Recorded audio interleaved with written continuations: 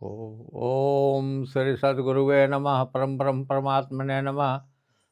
प्रिय दर्शकों, सर्वप्रथम परम वेद तत्व ज्ञान मार्ग चैनल पर आप सबों का बहुत बहुत स्वागत है। आज का विषय है हरिहर यज्ञ। आपको मैं बता भी चुका हूँ, आज भी बता रहा हूँ कि विश्व कल्याण के लिए, जन कल्याण के लिए, समाज कल्याण के लिए यज्ञ करना आवश्यक है। हमारा यज्ञ जो है अध्यात्म की एक मजबूत कड़ी है। यज्ञ करने से हमें पात्रता प्राप्त होती है। पात्रता से हमें अध्यात्म में प्रवेश करने की एक शक्ति मिलती है। प्रायः यह देखा जाता है कि इस क्षेत्रों में हरिहर यज्ञ बहुत ही लोग कम किया करते हैं। विष्णु यज्ञ, रुद्र यज्ञ, लक्ष्मी नारायण यज्ञ इत्यादि होते हैं, गायत्री यज्ञ होते हैं, लेकिन हरिहर यज्ञ कम सुना जाता है, कम लोग इसके संबंध में जानते भी हैं। हरिहर यज्ञ लौकिक और पारलौकिक लाभ करने के लिए परम आवश्यक है, क्योंकि इसमें विष्णु और शिव दोनों की संयुक्त शक्तियां प्राप्त होती है। दोनों की संयुक्त शक्तियों से हम सुख समृद्धि की ओर आगे बढ़ते हैं। हरि माने होता है विष्णु, जो आपका सारे पापों का हरण करके आपको निष्पाप कर दे, वह हरि है, अर्थात विष्णु है। हर आपके सारे दुखों का हरण करके, आपके सारे पापों का हरण करके, सारे कष्टों का हरण करके जो आपको सुख समृद्धि प्रदान करते हैं, उसको कहते हैं हर। जिसको शिव कहते हैं, कोई भोलेनाथ कहते हैं, वो तो अवघड़दानी हैं। थोड़ा सा भी प्रार्थना और स्तुति से वो प्रसन्न हो जाते हैं। एक बेलपत्र दे दिए, भगवान शंकर प्रसन्न, और आपको अपने मनवांछित फल की आपको प्राप्ति कराते हैं। तो विष्णु और शक्ति, विष्णु और शिव दोनों की संयुक्त शक्ति काम करती है। इसलिए हरिहर यज्ञ परम आवश्यक है। इसे करने से हमारा धरती ही स्वर्ग होगा, हमारा धरती ही वैकुंठ होगा, हमारे जनमानस का कल्याण होगा, हमारे जनमानस सुखी संपन्न होंगे। इसलिए हरिहर यज्ञ करना परम आवश्यक है।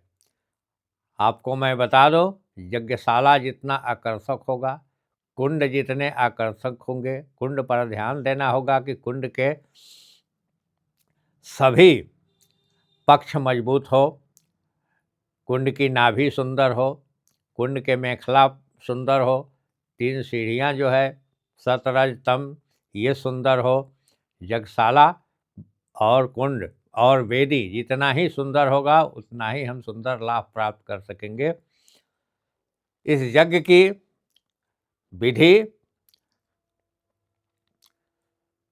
योग्य आचार्य का वर्ण करना, इसमें 30 वेदज्ञ ब्राह्मणों की आवश्यकता होती है, जो वेद पाठी होते हैं।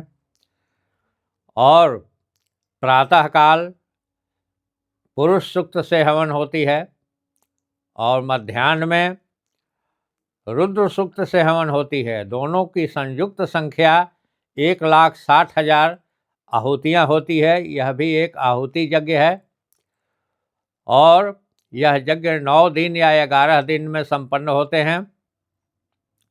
और हवन के दिन दशांश हवन होता है। हवन का दशांश तर्पण, तर्पण का दशांश मार्जन, मार्जन का दशांश ब्राह्मण भोजन। तब यज्ञ की परिपूर्णता होती है, ब्राह्मणों को आमंत्रित करके भोजन करावे। यह यज्ञ ऐसा है जिसमें जाति पाति, छुआछूत, ऊंच नीच का कोई भेदभाव नहीं है। हमें असीमित शक्तियां प्राप्त होती है इस यज्ञ से। जब यज्ञ संपन्न हो जाता है तो हमें विश्व कल्याण, जन कल्याण, समाज कल्याण का यह संदेश देता है, और हमें आगे बढ़ाता है, हमारे समाज को आगे बढ़ाता है, देश को आगे बढ़ाता है, विश्व को आगे बढ़ाता है।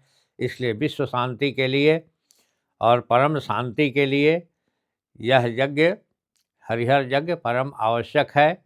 समाज इसको जाने, और साधु संत आते हैं, उनसे उनसे आग्रह करें कि विष्णु यज्ञ, महालक्ष्मी यज्ञ इत्यादि तो हुआ करते हैं, आप हरिहर यज्ञ यहाँ करावें, या स्वतः साधु संत ना भी हों तो आप अपने से आप समाज के लोग मिलजुल करके हरिहर यज्ञ को करें, ताकि इससे आपको असीमित लाभ हो और यज्ञ को ध्यान रहे कि यज्ञ की परिपूर्णता हो, यज्ञ भ्रष्ट न हो।